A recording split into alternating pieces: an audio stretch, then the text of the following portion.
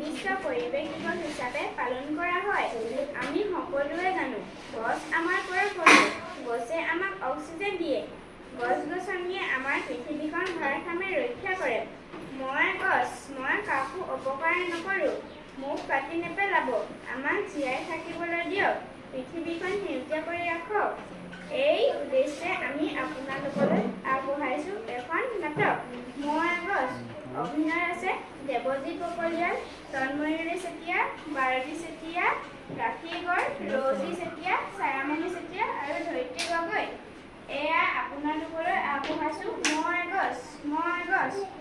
মই গছ, মোৰ তলত বহা তুমি, মই দিম চাহ, শীতল বতাহ পাবা তুমি, জুলাই ৰবা গা, নানা ৰঙৰ ফুল দিম, ৰগৰীয়া দিবা, নানা ৰঙৰ ফল দিম, জুতি লগাই খাবা।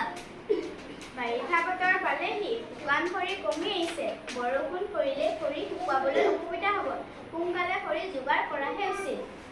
এয়া তুমি ঠিকেই কৈছা, আজিয়ে মই খৰি যোগাৰ কৰিম। ৰবা বাৰীৰ চুকত থকা আম গছজোপাকে কাটি আনোগৈ। কি কৰা? গছজোপা নাকাটিবা, গছজোপা কাটিলে মই ক'ত থাকিম? কি কৰা কৈছা? গছজোপা কাটিলে মই ক'ত থাকিম? গছজোপা নাকাটিবা, গছজোপা কাটিলে মই গছজোপা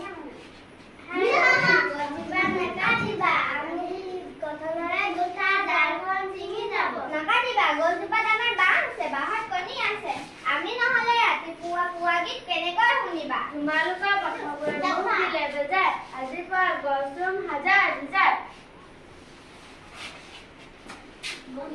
নমস্কাৰ ৰাইজ, আমাৰ জীয়াই থাকিবলৈ গছ-গছনিৰ গছ-গছনি নহ'লে আমাৰ জীয়াই থাকিবলৈ অসুবিধা হ'ব।